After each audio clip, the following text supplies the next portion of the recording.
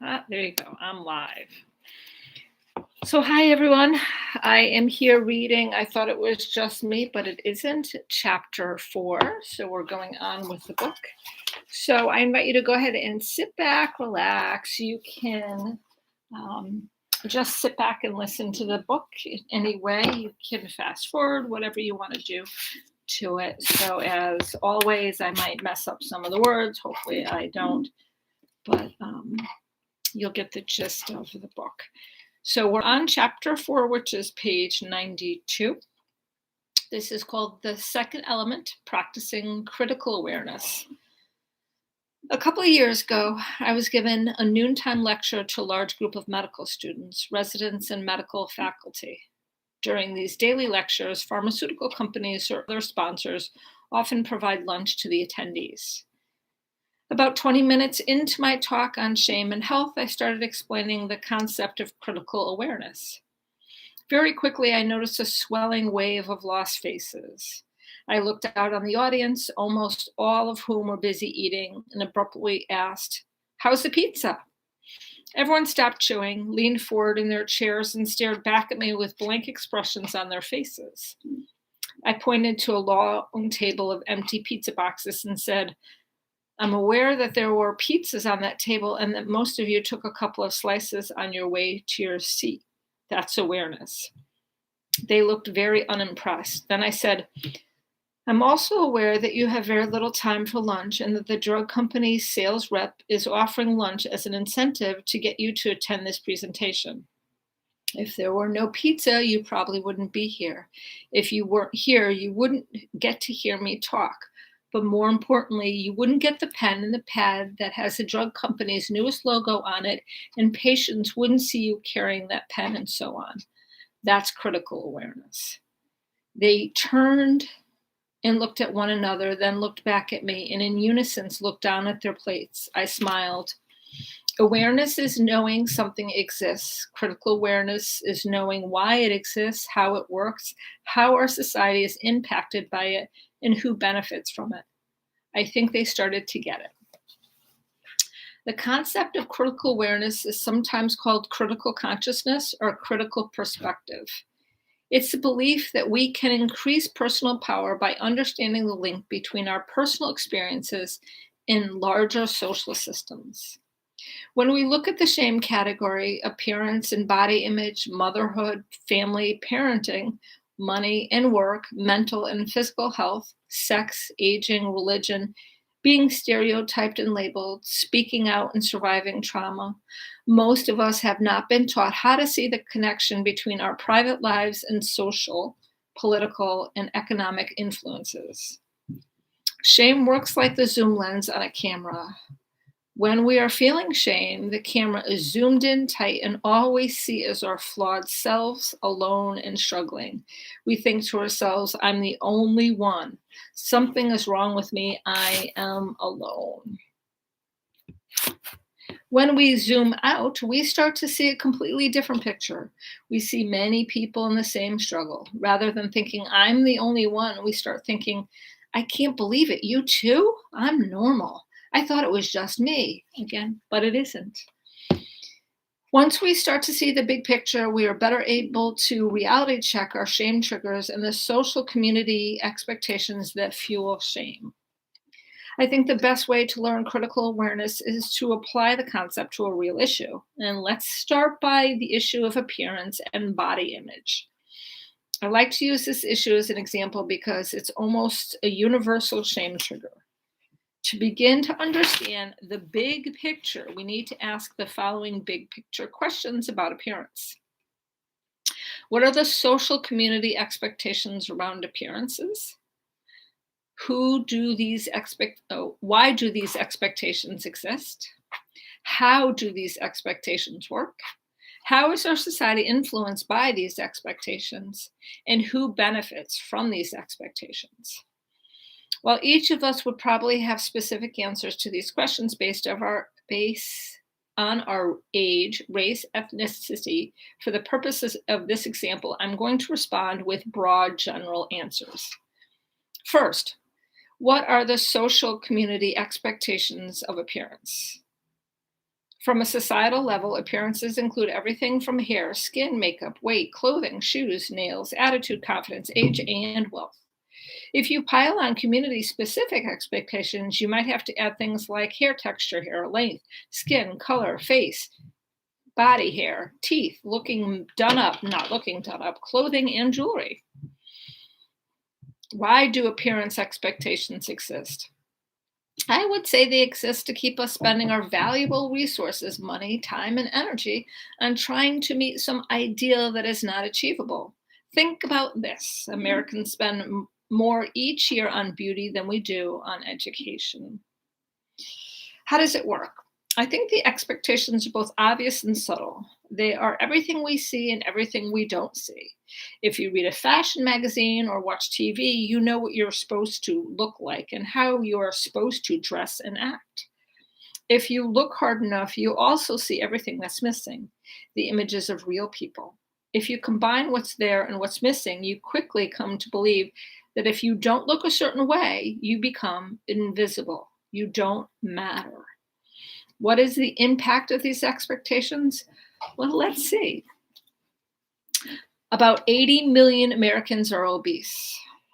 Approximately 7 million girls and women suffer from an eating disorder. Up to 19% of college-age women are bulimic. I know this book was written a couple of years ago, but I'm sure that's higher now, and I'm sure men are included too. Eating disorders are the third most common chronic illness among females. The latest surveys show very young girls are going on diets because they think they are fat and unattractive. In one American survey, 81% of 10-year-old girls had already dieted at least once. A research survey found that the single largest group of high school students considered or attempted suicide are girls who feel they're overweight. 25 years ago, top models and beauty queens weighed only 8% less than the average women. Now they weigh 23% less. The current media ideal for women is achievable by less than 5% of the female population, and that just in terms of weight and size. Among women over 18 looking at themselves in the mirror, research indicates that at least 80% are unhappy with what they see. Many will not even be seeing an accurate reflection. Most of us have heard that people with anorexia see themselves as larger than they really are, but some recent research indicates that this kind of distorted body image is by no means confined to those suffering from eating disorders.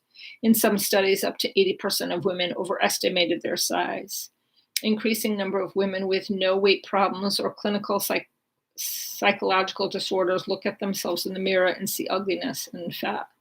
And they're starting to look at how women and men are seeing themselves on Zoom, and they're actually looking for different things that they can do to change their appearance because they don't like the way they look on Zoom.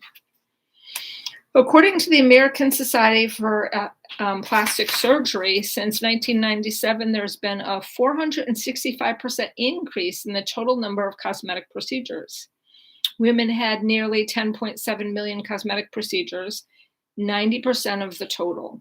The number of cosmetic procedures for women have increased 49% since 2003. The top 5 surgical procedures for women were liposuction, breast augmentation, eyelid surgery, tummy tuck, and facelift. Americans spend just under $12.5 billion on cosmetic procedures since 2004. Who benefits from the appearance expectations? So let's see.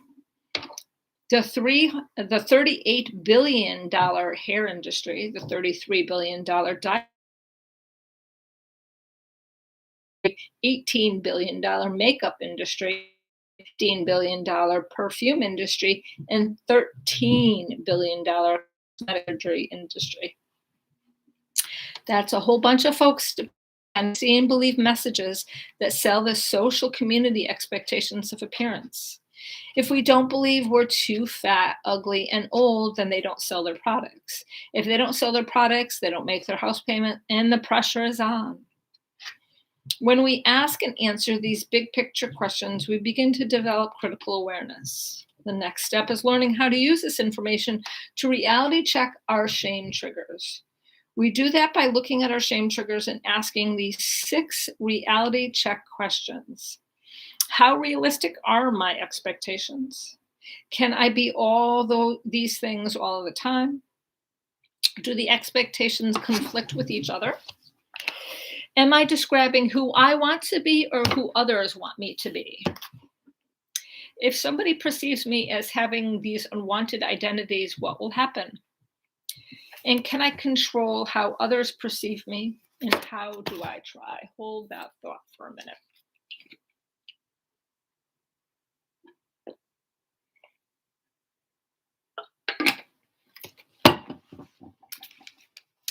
During our second interview, Jillian shared her answers to these reality check questions with me. Jillian's ideal identities are thin, sexy, confident, natural, and young. Her unwanted identities are middle-aged, tired, fat, and frumpy. And here's how she answered these questions. How realistic are my expectations? Not realistic at all. I'm middle-aged and I'm tired a lot. I don't always look tired, but you can't change my age. The truth is that I'm not going to look thin and sexy all the time. When I first started this process, I thought it was realistic, but the more I learn about the expectations I put on myself and the images I measure myself against, the more I realize that I literally can't have that. The girls in these magazines are 16 or maybe 20 at the oldest. I might be able to feel sexy and fit, but I won't look it by the movie standards. The truth is that it's not okay to look 40. It's okay to be 40 as long as you look like you're about 25 or 30. I saw a commercial the other day where the model says, I don't mind being my age, I just don't want to look it. Why not? If she said, hey, America, this is what 40 looks like, then we'd all want to look our age. Can I be all these things all of the time? No, I can't. I do look good sometimes. I'm proud of how I look every now and then. But I'm still hard on myself because I don't look great all the time. I'll be at home with my gown and slippers on and my hair pulled back and think, what a slob. Even then, I think I should have on Victoria's Secret lingerie. I'm starting to hate those commercials.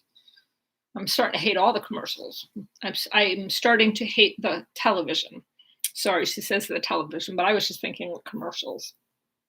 But actually, it's the TV shows too. Anyways, do the expectations conflict with each other? Yes. This was the most eye-opening question for me. I can't look confident when I'm afraid that people will think I'm fat and frumpy. And I don't look so natural when my girdle is squeezing life out of me. I also think about fake tanning. It's so cold here 6 months out of the year. When spring comes, everyone wants to look tan. By summer, everyone is bright orange from the tanning beds. That's not very natural. You can't pretend to be natural and confident.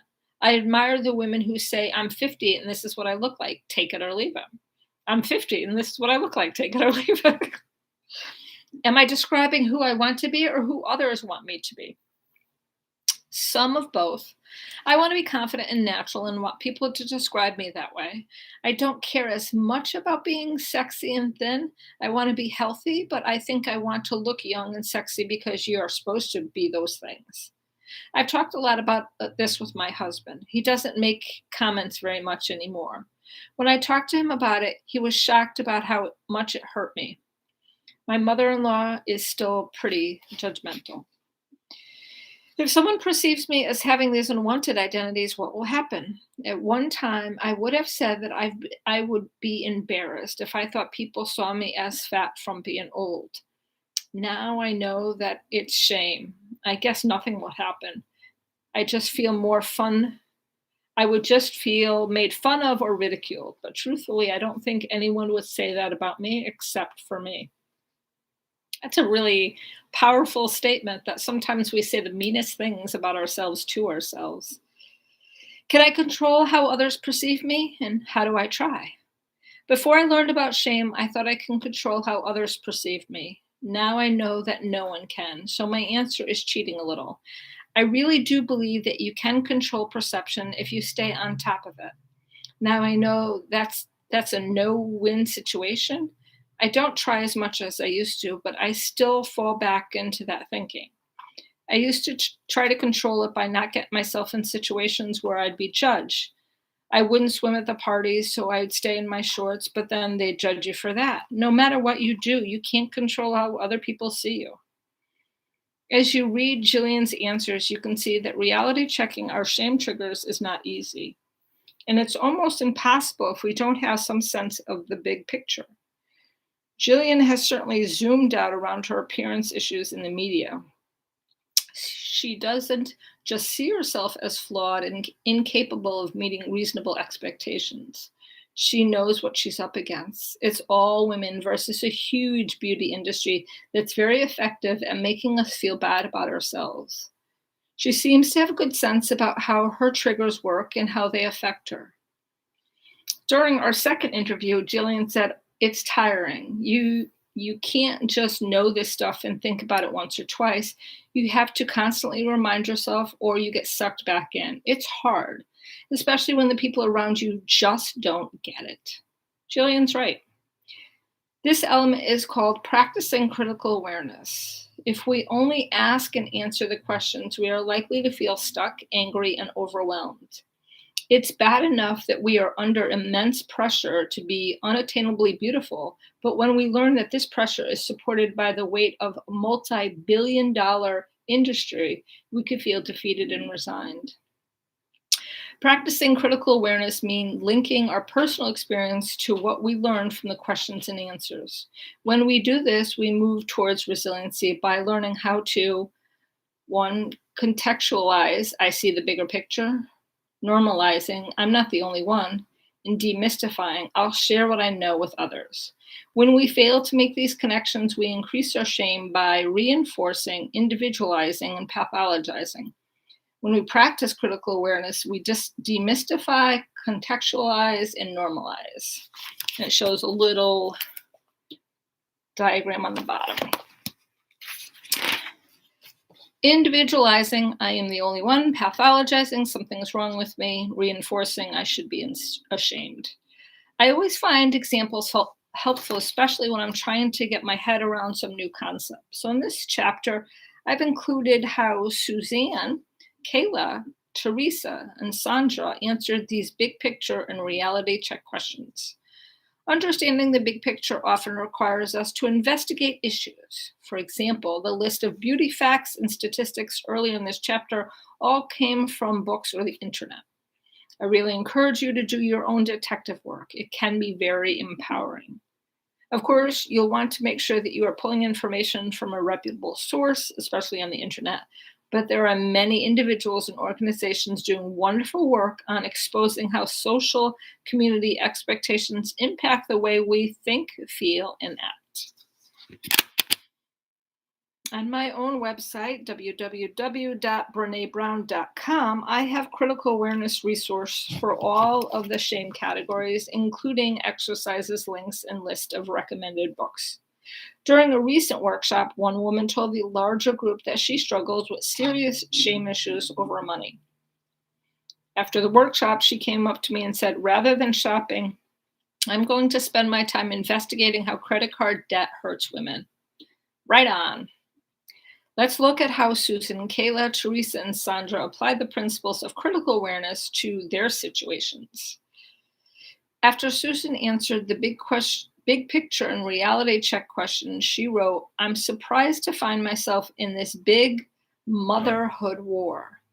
I didn't think this would happen to me. I'm not a very political person, and I don't really have strong opinions one way or the other when it comes to working or staying at home. I had no idea my decision, which is very personal, to go back to work part-time, would spark such emotions in my sister. She went on to say, I'm not sure who benefits from all of this pressure. It's certainly not mothers, Susan said. I had no idea until I wrote it down how much I worried about what other people think. I know I'm a good, committed mom. Why do I care if people see it or not? In her final thoughts, Susan told me that the most difficult thing for her was letting go of the idea that she could control how people see her, especially her mother and sister. I just kept working to convince them that this is a good decision for me and our family.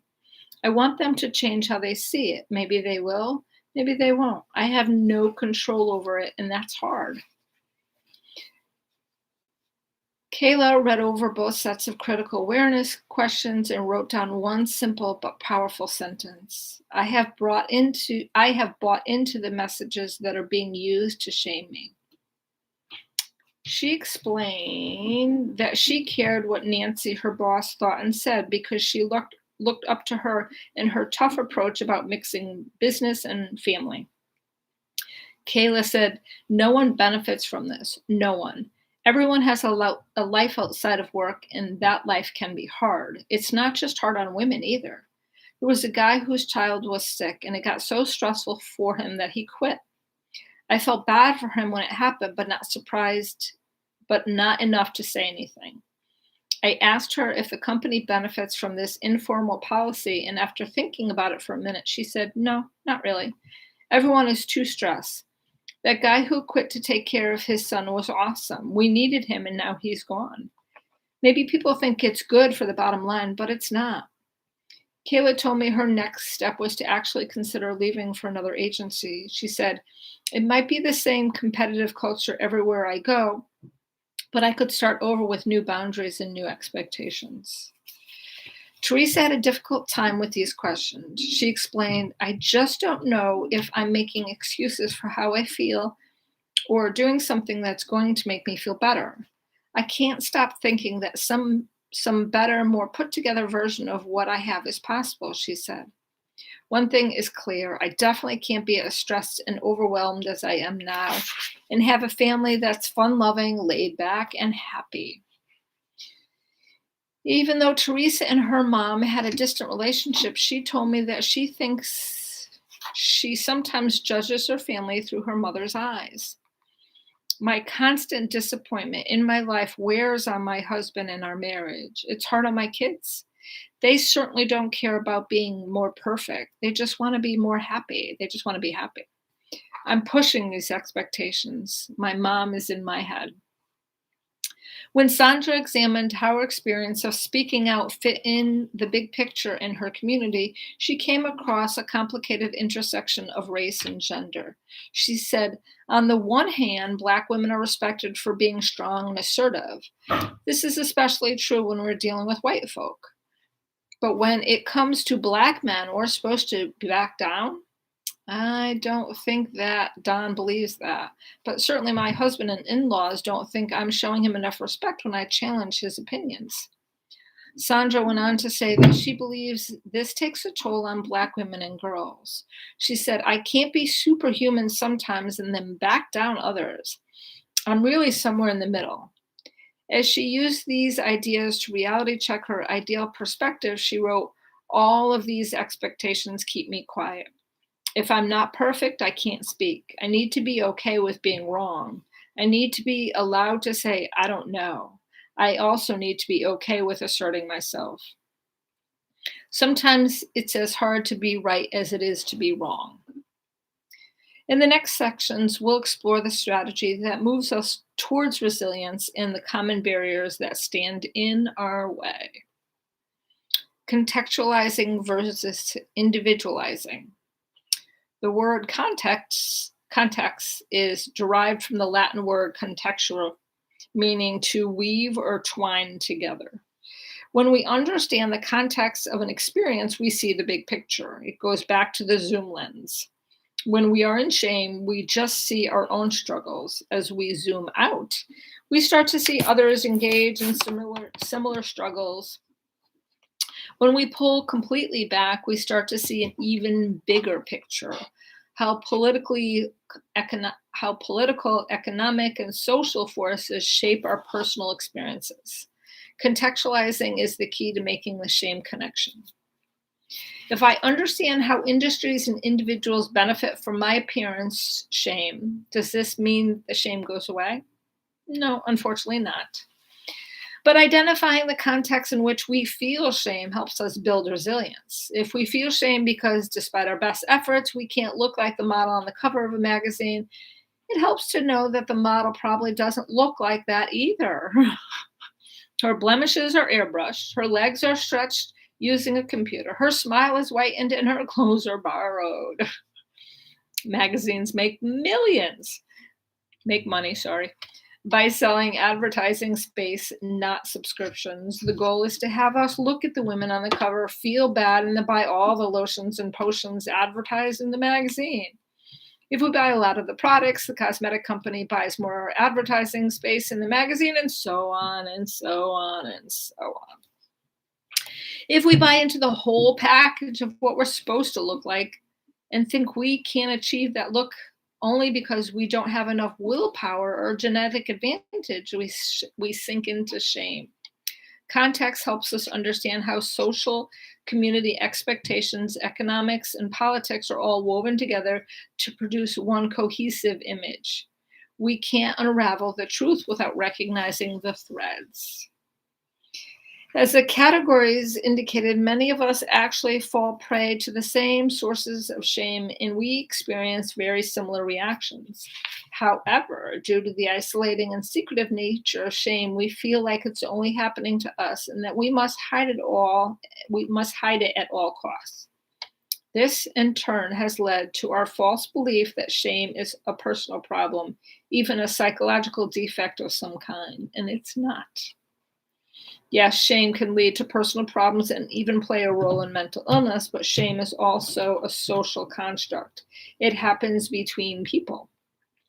Shame is how I feel when I see myself through someone else's eyes. I've labeled shame a psychosocial cultural construct. I like to explain it this way. If you stick shame under a psychological microscope, you'll only see part of the picture. If you do the same with a social lens or cultural lens, same outcome. You'll only see pieces of the problem. If, however, you combine all three of these lenses, the psychological, social, and cultural, you get the full picture of shame. I think the most dangerous view is looking at shame strictly as a personal problem. When we do that, we seek only personal and highly individualized solutions, which leave the layers of competing and conflicting expectations that drive shame intact and unchanged. If 1 or 2 or even 100 women said they were ashamed of their bodies, that probably wouldn't point to a larger social connection. But it wasn't just a few women. It was more than 90% of the women I interviewed. If it was just Sandra who talked about the fear of experiencing shame when she voiced her opinion or spoke out in public or private issues, then speaking out wouldn't be a shame category. It's a category because a strong pattern emerged across the interviews indicating that a significant number of women remained quiet rather than deal with their fear of being put down and ridiculed or appearing stupid. The myth of shrieking and blaming. Shrinking? Many people mistake contextualizing for a means to shrink our personal responsibilities and blame the system.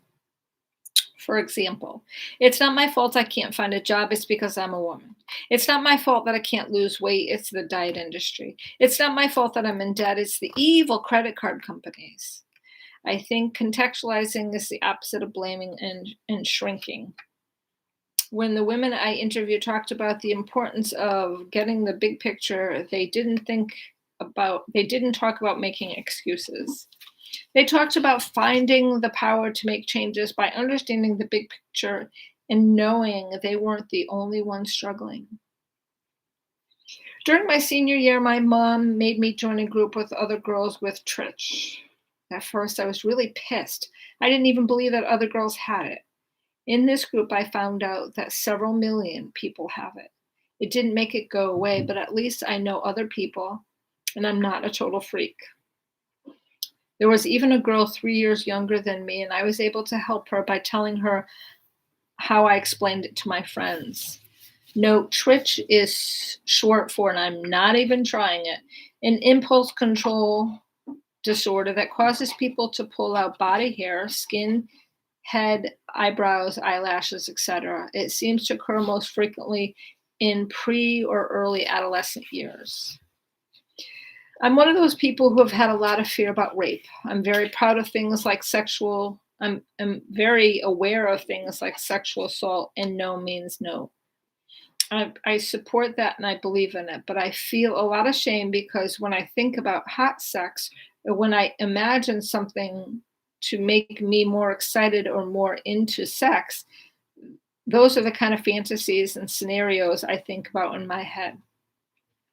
I think about these scenes in the movies where girls say, no, no, no, and then it turns into great hot sex. What is that all about? How can that be our biggest fear in real life, but it also be a big fantasy? I asked my older sister about it, and she said it's because you never see gentle, loving, vulnerable sex in the movies. She said no one would buy tickets. She said people want to see forbidden or fearful sex, and after a while you start believing that's what it takes to have good sex. I asked her if I was normal, and she said a lot of people buy into that, but no one talks about it because it's shameful. She said the dangerous part is men also believe that women like to be forced. I think you grow up feeling shame about the stuff your parents didn't allow you to talk about when you were little. So anything that a parent makes off limits, that's the shit that's going to make you crazy when you get older. If you want your kids to be normal, let them talk about everything. Then they won't have any shame around it. Then it's not just a big deal anymore. If you grew up with a lot of off-limit things, you'll have to ask people and figure it all out. The more you know, the more you realize you're not the only one. When we strive to understand the context or the big picture, we don't give up responsibility, we increase it. When we identify a personal struggle that is rooted in larger issues, we should take responsibility for both. Maybe it's not just our job to make things better for ourselves. Maybe we have a responsibility to make things better for our children, our friends, and our community. If we understand how larger systems are contributing to our shame and we choose only to change ourselves, we become as negligent as the person who says, I'm not changing myself because the system is bad. Context is not the enemy of personal responsibility. Individualism is the enemy of personal responsibility. A good example of the importance of context and the collective action is breast cancer. For many of us, there couldn't be a more personal issue, but however personal it is, we still need the big picture. There has been very important advances in breast cancer research over the past 10 years. These advances could not have happened without advocates who recognize the political, social, and economic context of health research. These advocates have pushed breast cancer to the top of the national health agenda, raising millions of dollars and drastically increasing federal funding of breast cancer research. We might be able to make individual choices that lower our risk for breast cancer, but without collective action, we wouldn't know how to manage these risks, and we certainly would not get the level of treatment available today.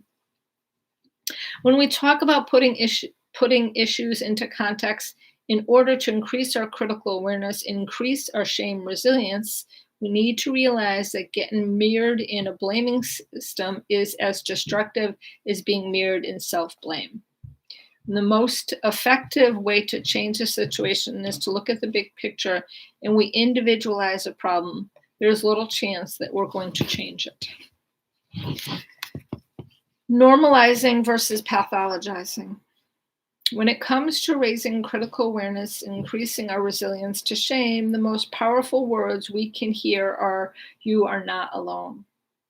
When the research participants talked about critical awareness, the actual words, "You have to find out you're not alone. You need to know you're not alone. You need to find out you're not the only one," came up verbatim in at least 80% of the interviews.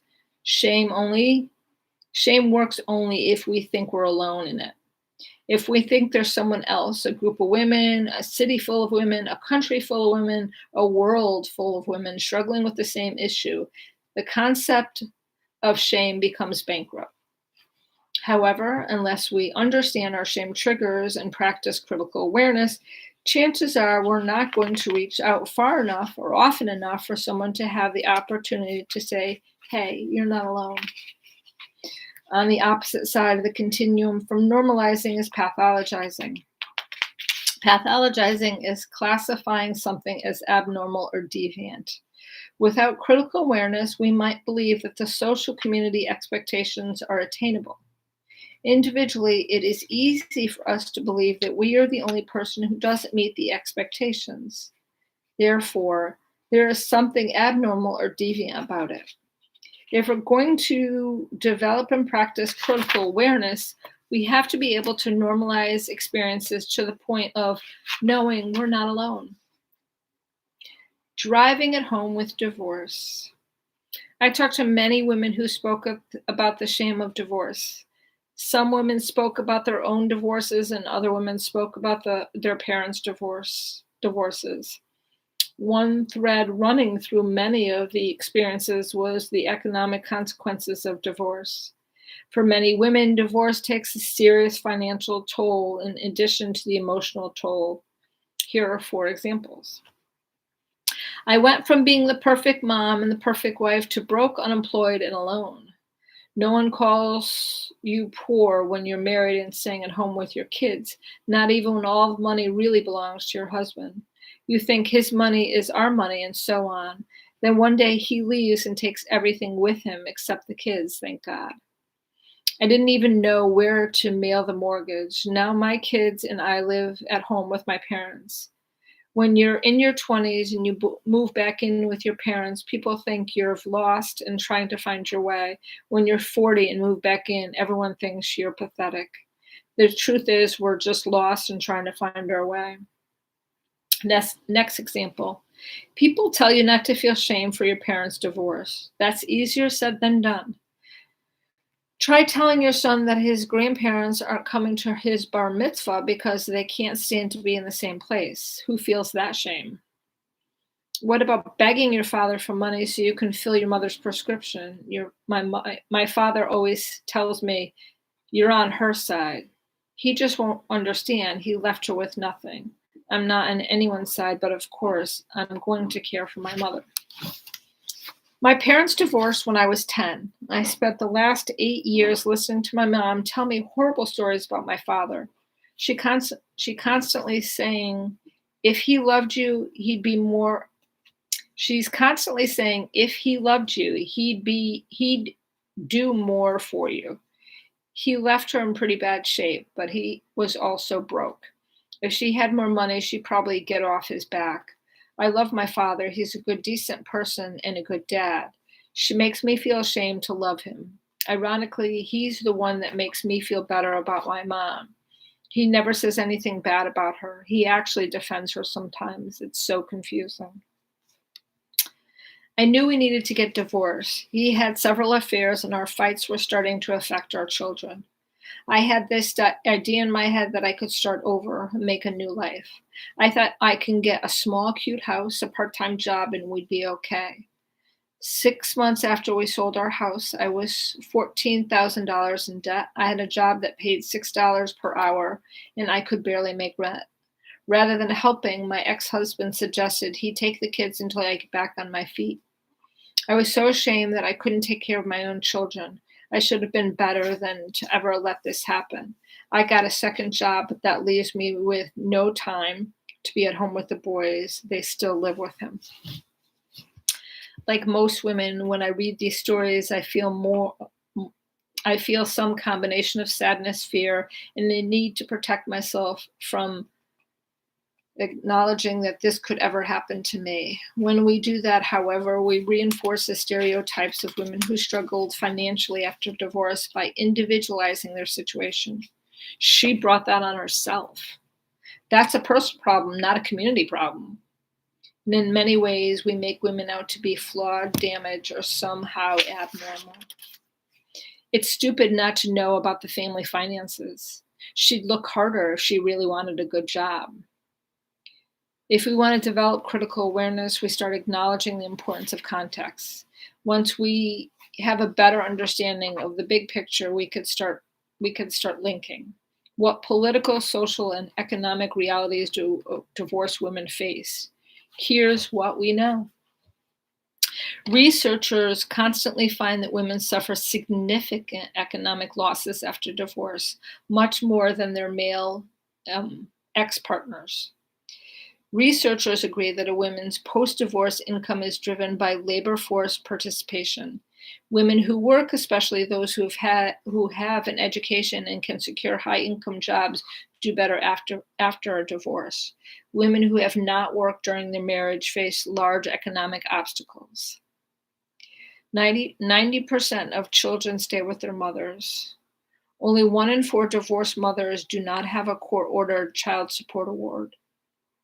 Among divorced mothers who have a support award, 50% receive the full amount, 25% receive only a part, and 25% receive nothing. Divorced parents, both men and women, are more likely to pay child support if they have an ongoing relationship with their children. Research also shows that the ability for women to financially recover after divorce has increased over the past few years. When we talk to women in my mother's generation, it is easy to understand why many of them suffered great personal and financial losses when they divorced. They didn't participate in the workforce as much as women do today. When they did work, it was often in traditional support or service jobs. If they have had the high status jobs, they were paid much more. If they had high status jobs, they were paid much less than men, and there was no child support laws. As we strive to understand issues in their social, political, and economic context, we are better able to move away from the individualized problems and making them about someone's character flaw. We also become less likely to pathologize women and more likely to understand how and why things work. When we tear down the myths of divorce and really examine the realities and context, we build a new understanding that makes us far more critically aware and far less likely to blame women, including ourselves. Critical awareness also requires us to question this notion of blaming the victim. In particular, some pop psychologists preach that there is no such thing as reality, just perception. Not only is this inaccurate, it's dangerous. Racism is real. Domestic violence is real. Homophobia is real. The economics of divorce are real. When you tell people their situation is only a perception and they can change it, you shame them, belittle them. In the case of domestic violence, you put them in extreme physical danger. Rather than dismissing somebody's experience as perception, we might want to ask, how can I help? Or is there some way I can support you? It might be accurate to say that we all see things differently, but the world trades in both reality and perception. Try paying your mortgage with paper you perceive as money, or try walking out of the store with that Kate Spade's bag and telling the police, it matches my shoes, so I perceive it's mine. That would be kind of funny. Don't try it, but demystifying versus reinforcing. The last benefit of practicing critical awareness is demystifying. If we want to demystify something, we simply break it down and take the mystery out of it. How many times do we see something unusual or interesting, and even if we're dying to know about it, feeling too unworthy to ask about it, how much it cost or how it works? If we start demystifying by asking the critical awareness questions, we often found that the answers are kept secret for a reason. When individuals, groups, or institutes want to exclude people or raise their status, they have a tendency to shroud themselves, their products, or their ideas in mystery. One example from my life is the mysterious power of getting a PhD. Every semester without fail, I have female students come to my door and, with their heads hanging low, say, I think I might be interested in getting my doctorate, and I don't know that I can really do it, but I'm wondering if you're not too busy, if you could tell me about your experience and how it works. Well, I love getting that question because for me, part of building critical awareness is not only seeking to demystify issues for myself, but helping others do it too. I firmly believe that if we have mysterious powers, if we know how something sacred works, we are obligated to share what we know. Knowledge is power, and power is never diminished by sharing it. It is only increased. My degree doesn't lose value if I help other women figure out how they can get into graduate school. I love peeling the layers of mystery off that process. The opposite of demystifying is reinforcing. Reinforcing is protecting the mystery of something so we can feel more important and secure.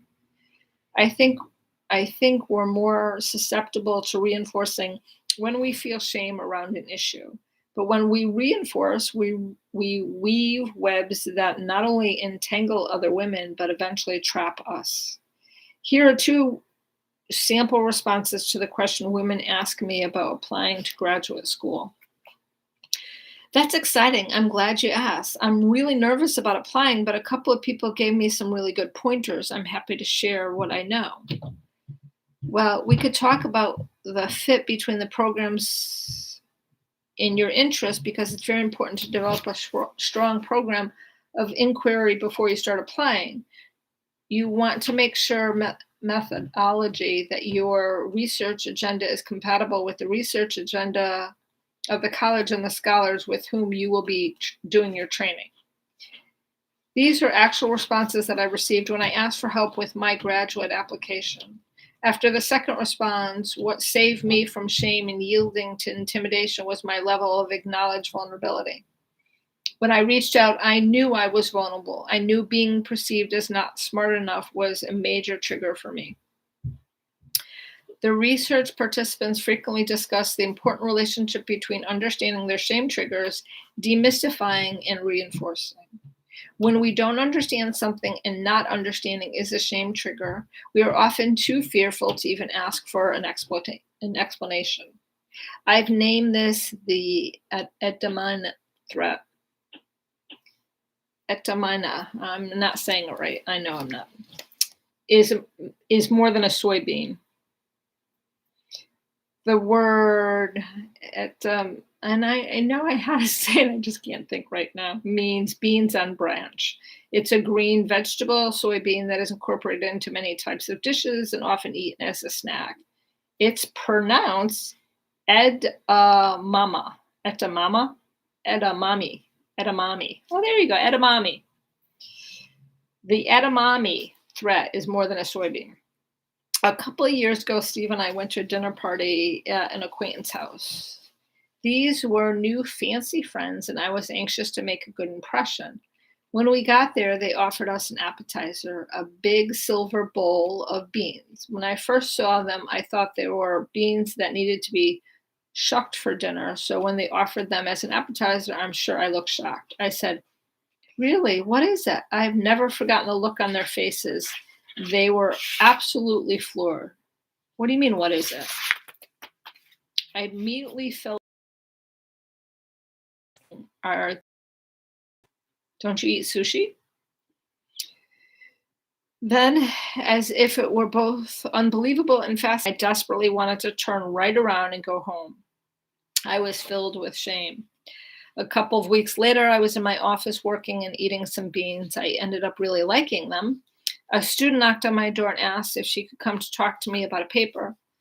I'm not sure why the student pushed my buttons, but she did. It was probably because she reminded me of myself when I was in my late 20s, smart, but it's sometimes painfully insecure and necessary. Again, in an attempt to shift shame by putting some of my shame, I said, edamames, of course. "Haven't you ever had one?" She looked embarrassed. "No."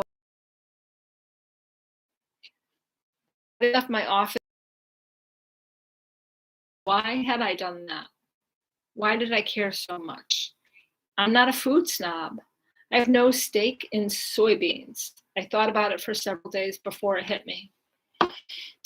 I didn't feel shame because I had never tried edamames. I didn't reinforce because it was important for me to feel smarter than the student. I felt shame because for me, not knowing about Japanese foods was a class and culture issue. People at the dinner party were really food elitist. They were the kind of people who travel the world and know all about art and wine. Their title is "Eat Food I Can't Even Pronounce." Hold on.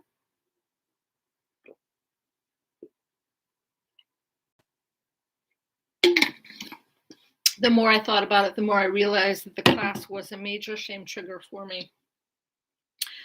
That's hard for people to understand at times because I'm a college professor and my husband is a pediatrician. Our professional peers frequently assume that we share the background, but often we don't. When I was in my 20s, I was not eating sushi and studying at Harvard to fulfill my legacy to become an academic. I worked for the phone company and I was a member of the same local union hall that my parents belonged to when they were in their 20s. My parents worked hard to expose us to different culture, music, books, and food, but we were certainly not exposed at the same level as the fancy friends. A few months after the reinforcing incident, Dawn came to Houston for a visit. When it comes to demystifying class issues, she is my go-to girl. When I'm with her, I can ask anything or safely share anything. We came from the same place and we have ended up in the same place. As I started fixing our lunch, I said, "Hey, I'm going to make some edamames. Have you tried it before?" She looked at me and said, "No, but I've heard of it. What is it?" I smiled. "I think it's a Japanese word for soybeans. You boil them, sprinkle them with salt, pop the seeds out and eat them. They're really good. I just had them for the first time a few months ago." Demystifying is a choice. If you know something and you have the opportunity to demystify or reinforce it, you have the opportunity to move along on the shame resilience continuum. When we choose to reinforce, we should ask ourselves why we feel better keeping what we know a mystery. I've told this story in my talks and seminars many times, and I can't tell you how many emails and letters I receive about it. Some of them are just about the general concept of demystifying, but strangely enough, many of the letters are specifically about edamames. One woman wrote in an email, "I've never had an edamame before, and I thought I'd seen it on a menu, and I never wanted to order it because I didn't know how to pronounce it. After reading your story, I laughed, asked a good friend who wouldn't judge me to order some when we were eating sushi and asked her to show me how to eat them. I love the dish now, and I think of you every time I have it. Having come from a very poor Mexican immigrant background, I really relate to your story." Demystifying credentials. During the interview, many women associate shame with education and helping professionals. As an educator, I was not at all surprised to hear shame identified as an issue in the classroom. In fact, I believe that shame is one of the greatest barriers to learning. I'm afraid the social community pressure to appear learned has become more important than actually learning. When we spend our time and energy building and protecting our image of knowing, it is highly unlikely that we will risk admitting we don't understand or asking questions, both of which are essential to real knowledge building. I was, however, shocked to learn that the mere concept of credentials evokes shame in women. Women talked about shame preventing them from returning to school, going to psychotherapy, going to the doctor, visiting the dentist, and even talking to members of the clergy. In this section, I want to share my observations on credentials and how we often turn our power over at the first glance of initials strung behind someone's name. Ooh, very personal topic for me. I hate that stuff. Folks with credentials have three distinct advantages over folks that are working with. One, they have permission to not know. Two, they have permission to not tell. And three, their objective is not questions. Their objectivity is not questions. When most people are asked a question or put on the spot for information, they feel tremendous pressure to come up with an answer, preferably the right one. If we can't produce an answer or we supply the wrong information, we often feel judged. If we are credentialed, however, we automatically have the right not to know or the right not to answer. credentials can be excellent get out of jail free cards. For example, in my bachelor's program, an incorrect answer or a no answer reflected my lack of preparation or my lack of knowledge. Most of the time I felt embarrassed, but occasionally I felt shame. But in my master's program, I could reply to the question with a simple, I really don't know. It wasn't the best answer, but more times than not, I was validated for answering honestly. At the doctoral level, if somebody asked me a question that I couldn't answer, they'd either assume they had asked a bad question or that I was too smart or busy to concern myself with such a foolish matter. One of the perks of earning credentials is gaining permission to know nothing. This privilege is rarely afforded to those who aren't protected by plaques, titles, certificates, or initials strung behind the last name. The second advantage is what I call the do ask, don't tell policy. In all fields where credentials are issued, exclusiveness is either formally taught or at the very least informally modeled. Most educators and helping professionals, therapists, physicians, social workers, clergy, etc., have been trained to extract information from reluctant consumers while sharing as little as possible about their lives. The unspoken rule states the greater the credentials and status, the more you're allowed to know about others and the less you have to reveal about yourself. Think about it. Your doctor may know your sexual history, your weight, and how many bowel movements you have per week. Yet it's questionable for you to ask if they're married or have kids. Many professions will quite back and say, we aren't talking about me. That's not relevant. Here are 4 examples. When I got pregnant, rather than going to the doctor and getting prenatal care, I waited until I was 6 months pregnant. I waited until it was too late for me not to be pregnant anymore. I was so afraid the doctor was going to say, you're too fat to have a baby. You shouldn't be pregnant. It scared me, and I was so ashamed that I just waited and waited.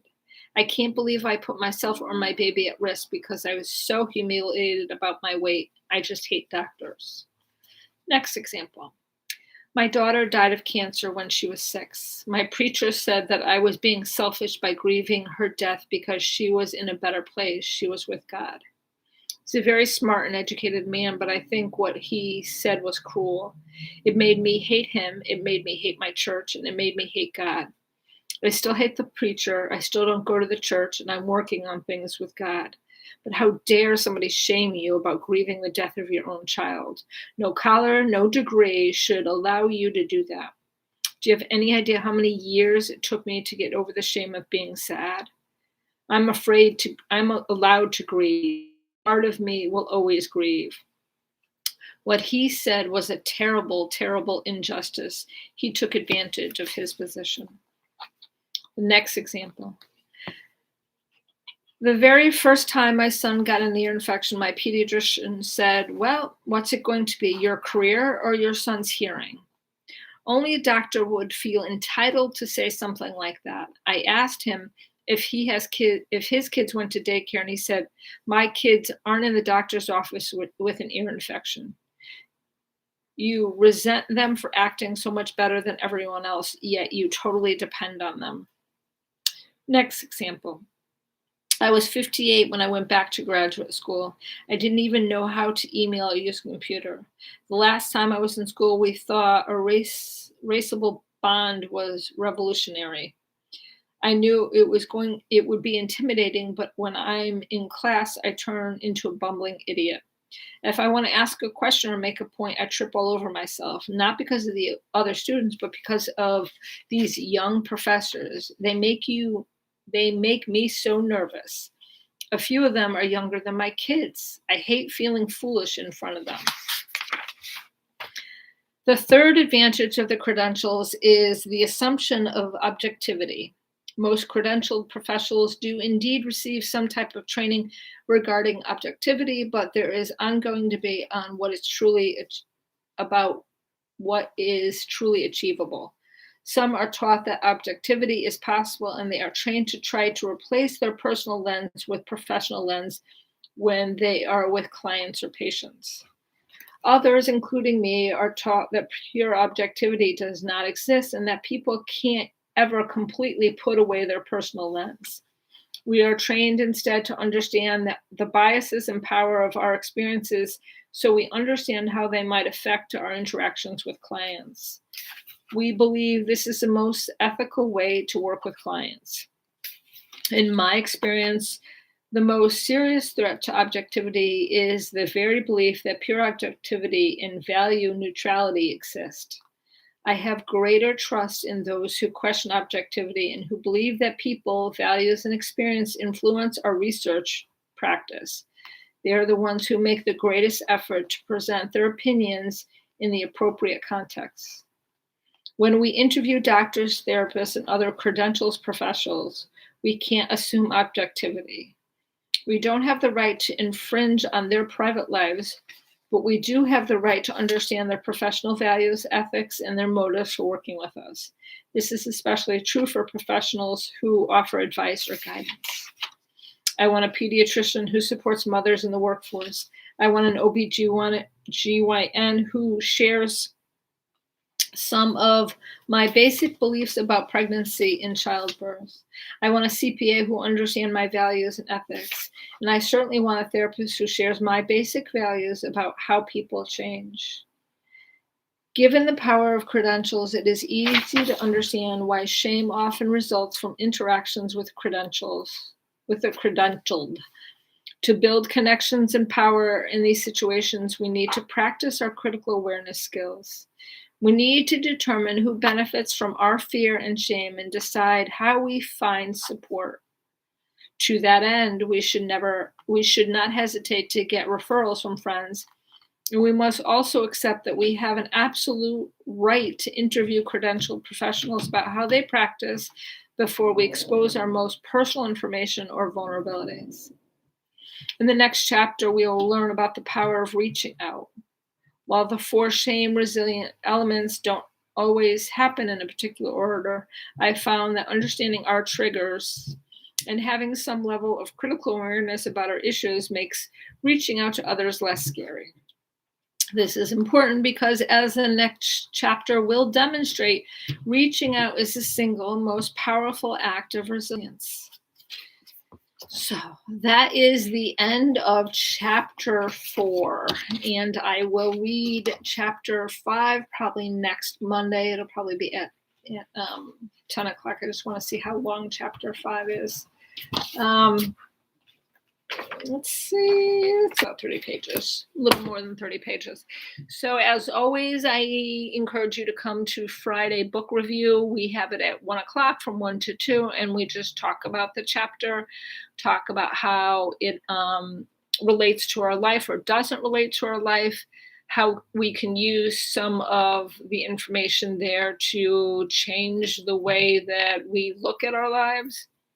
So hopefully you get a chance to come to one of our book reviews. If not, just enjoy the book when we read it. And I hope you have an amazing rest of your day. Thank you so much. Bye, everyone.